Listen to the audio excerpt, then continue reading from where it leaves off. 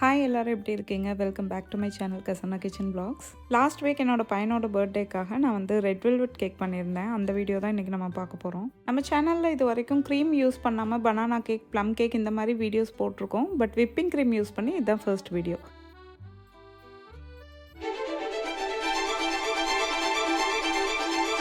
First வந்து நம்ம கேக்கான try ingredient சேர்த்துருக்கு இந்த மாதிரி ஒரு பெரிய பவுலாக எடுத்துக்கோங்க. நான் வந்து இன்றைக்கி 2.5 கப் அளவுக்கு மைதா மாவு எடுத்திருக்கேன். 1.5 cup sugar, baking soda 1 teaspoon, baking powder 1 teaspoon எடுத்துக்கோங்க. நான் வந்து 1/2 டீஸ்பூன் போடுறதுனால 4 டைம்ஸ் போடுறேன். இதுக்கப்புறமா 1/2 டீஸ்பூன் சால்ட்டு சேர்த்துக்கோங்க. 2 டேபிள் ஸ்பூன் கொக்கோ பவுடர் சேர்த்துக்கலாம். சாக்லேட் பவுடர் இருக்கும் இல்லைங்களா, ஸ்வீட் அண்ட் சாக்லேட் பவுடர், அதை சேர்த்துக்கோங்க. சேர்த்துட்டு எல்லாத்தையும் நல்லா மிக்ஸ் பண்ணி வச்சுருங்க.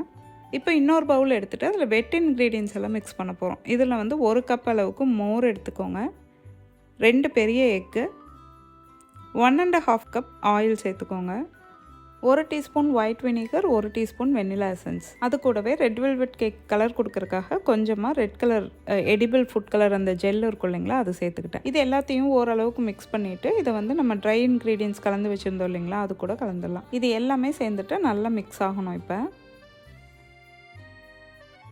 ஒருவேளை இது வந்து கொஞ்சம் கெட்டியாக இருந்து நமக்கு தேவையான கன்சிஸ்டன்சி வராமல் இருந்தது அப்படின்னா இன்னும் கொஞ்சம் மோர் சேர்த்துக்கலாம். இப்போ இது வந்து கொஞ்சம் திக்காக இருக்கனால நம்ம திரும்ப ஒரு 1/4 கப் அளவுக்கு மோர் சேர்த்துக்கலாம். எல்லாமே நல்லா மிக்ஸ் பண்ணி விட்ருங்க. இந்த மாதிரி நல்ல சில்கி அண்ட் ஸ்மூத்தியாக இருக்கணும், கொஞ்சம் கூட கட்டி இருக்கக்கூடாது.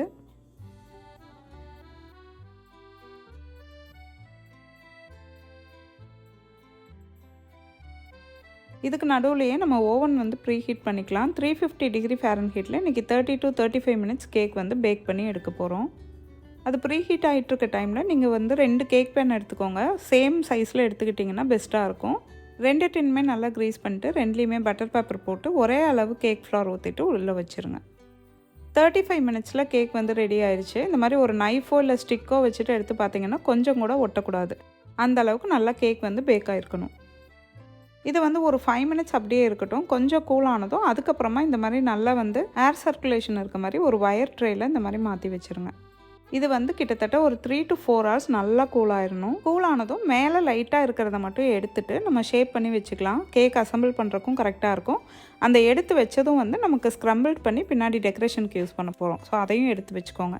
அதுக்கப்புறமா நம்ம ஒரு சிரப் வந்து ரெடி பண்ண போகிறோம். நான் வந்து ப்ளூபெர்ரி ஜாம் போட்டு ஒரு சிரப் ரெடி பண்ணுறேன். நீங்கள் வந்து நார்மல் சுகர் சிரப் கூட ரெடி பண்ணிக்கலாம். இதை வச்சு நம்ம கேக் க்ரீஸ் பண்ணிட்டு அதுக்கப்புறமா ஃப்ராஸ்டிங் வந்து போடுவோம். அதுக்காக தான். அதுக்கப்புறமா ஃப்ராஸ்டிங்க்கு பவுடர் சுகர் பண்ணுறதுக்காக 2 டேபிள் ஸ்பூன் அளவுக்கு சுகர் எடுத்துகிட்டு அதை நல்லா வந்து இந்த அளவுக்கு பவுடர்டாக பண்ணிக்கோங்க.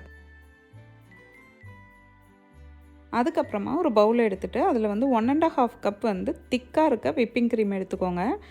இந்த பவுல், அதுக்கப்புறம் அந்த எலக்ட்ரிக் பிளெண்டரோட பிளேடு இருக்கும் இல்லைங்களா, இது எல்லாமே நான் ஒரு 15 மினிட்ஸ் ஃப்ரிட்ஜில் வச்சே எடுத்தேன். அது கொஞ்சம் கூலாக இருந்தது அப்படின்னா க்ரீம் பண்ணுறதுக்கு கொஞ்சம் ஈஸியாக இருக்கும். கொஞ்சம் நேரம் வந்து பீட் பண்ணுங்கள். பீட் பண்ணிட்டு திரும்ப நம்ம அரைச்சி வச்சுருந்த பவுடர் சுகர்கிட்ட கொஞ்சம் கொஞ்சமாக சேர்த்துக்கலாம். சேர்த்துட்டு திரும்ப விப் பண்ணணும். எனக்கு வந்து பார்த்திங்கன்னா ஆல்மோஸ்ட் 15 மினிட்ஸ் ஆயிடுச்சு கரெக்டான இந்த கன்சிஸ்டன்சி வரக்காக. இப்போ பார்த்தீங்கன்னா நீங்கள் இந்த க்ரீம் எடுத்து பார்த்தீங்க அப்படின்னா இப்போ இந்த அளவுக்கு ஸ்டிஃபாக வந்து நிற்கணும், அது கீழே விழாமல். இந்த ஸ்டேஜில் 1 டேபிள் ஸ்பூன் அளவுக்கு வெண்ணிலா எசன்ஸ் சேர்த்துக்கலாம். நம்ம வந்து இன்றைக்கி வெண்ணிலா ஃப்ளேவர்டு ஃப்ராஸ்டிங் பண்ணுறதுனால வெண்ணிலா எசன்ஸ் சேர்த்துக்கிட்டோம். உங்களுக்கு எது வேணுமோ அது சேர்த்துக்கலாம். ரோஸ் வாட்டர் சேர்த்து கூட ரோஸ் வாட்டர் ஃப்ளேவரில் கூட நம்ம ஃப்ராஸ்டிங் பண்ணி ரெட் வெல்வெட் கேக்குக்கு சேர்த்தலாம். அதுவும் நல்லாயிருக்கும். ஃபைனலாக இந்த க்ரீம் வந்து அந்த கன்சிஸ்டன்சி வந்ததுக்கப்புறம் அது தனியாக எடுத்து வச்சுட்டு கேக் எடுத்துகிட்டு நம்ம ப்ளூபெர்ரி சாஸ் பண்ணி வச்சுருந்தோம் இல்லைங்களா, அதை வச்சு கேக் ஃபுல்லாக வந்து அந்த சிரப் வச்சு க்ரீஸ் பண்ணிடுங்க. இது எதுக்காக பண்ணுறோம் அப்படின்னா நம்ம விப்பிங் க்ரீம் சேர்த்துட்டு நம்ம கேக் வந்து ஃப்ரிட்ஜில் வச்சுருவோம், வெளியே வைக்க முடியாது. அப்போ வந்து இந்த கேக் வந்து ஹார்டாகிடக்கூடாது. அதுக்காக தான் மேலே வந்து இந்த மாதிரி சிரப் அப்ளை பண்ணிவிட்டு அதுக்கப்புறமா நம்ம ஃப்ராஸ்டிங் க்ரீம் வைக்கிறோம். கேக் வந்து சாஃப்டாகவே இருக்கும். ஸோ இந்த மாதிரி ஒரு திக் லேயராக அந்த க்ரீம் வந்து வச்சுருங்க. அதுக்கப்புறமா நீங்கள் செகண்ட் லேயர் ஆஃப் கேக் எடுத்து மேலே வச்சுட்டு ஃபுல்லாகவே ஃபஸ்ட்டு வந்து வெளியே வந்து எந்த அளவுக்கு கோட் பண்ண முடியுமோ அந்த அளவுக்கு க்ரீம் வச்சுட்டு கோட் பண்ணிடுங்க. நம்ம வந்து 1.5 கப் அளவுக்கு விப்பிங் க்ரீம் சேர்த்தணும். நீங்கள் வந்து டெக்கரேஷன் என்ன மாதிரி பிளான் பண்ணி வச்சுருக்கீங்களோ அதுக்கேற்ற மாதிரி அந்த அளவுக்கு விப்பிங் க்ரீம் வந்து சேர்த்துக்கோங்க. அதுக்கப்புறமா மிக்சர் ஜாரில் நம்ம கேக்கோட அந்த எக்ஸ்ட்ராஸ் எடுத்து வச்சுருந்தோம் இல்லைங்களா, அதை வச்சுட்டு ஜஸ்ட் க்ரம்ஸ் மாதிரி பண்ணி அதை தனியாக எடுத்து வச்சுக்கோங்க. அதுக்கப்புறமா மேலே வந்து கொஞ்சம் ஸ்ப்ரிங்கிள் பண்ணி விட்றதுக்காக நான் இந்த மாதிரி ஒயிட் சாக்லேட்டை வந்து கொஞ்சம் துருவி வச்சுக்கிட்டேன். அதுக்கப்புறமா நம்மளோட கேக் க்ரம்ஸ் எடுத்துகிட்டு இந்த மாதிரி லைட்டாக இந்த மாதிரி ஸ்ப்ரிங்கிள் பண்ணிங்கனாவே அது கேக் ஃபுல்லாக எல்லா இடத்துலையுமே அப்ளை ஆயிரும்.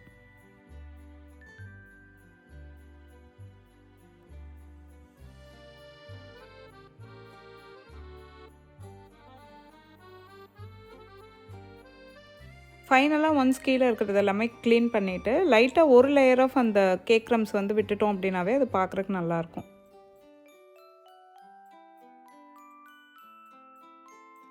கேக்குக்கு டாப்பில் நடுவில் வந்து நம்ம துருவி வச்சோம் இல்லையா ஒயிட் சாக்லேட், அதை வந்து சேர்த்துக்கலாம். அதுக்கப்புறம் ஃபைனலாக நான் வந்து அந்த கோன் வச்சுட்டு ஒரு ஃப்ளவர் டிசைன் மாதிரி சிம்பிளாக ஒரு டிசைன் பண்ணிட்டேன். மேலே கொஞ்சமாக அந்த கலர்டு சுகர் இருக்கும் இல்லைங்களா, அது வந்து டெக்கரேஷனுக்காக கொஞ்சமாக சேர்த்துட்டேன். அவ்வளோதாங்க, நம்ம ரெட் வெல்வெட் கேக் ரெடி ஆயிடுச்சு. டேஸ்ட் வைஸ் ரொம்ப ரொம்ப நல்லா இருந்தது. கண்டிப்பாக ட்ரை பண்ணி பாருங்கள். நம்ம அடுத்து இன்னொரு வீடியோவில் பார்க்கலாம். தேங்க்யூ.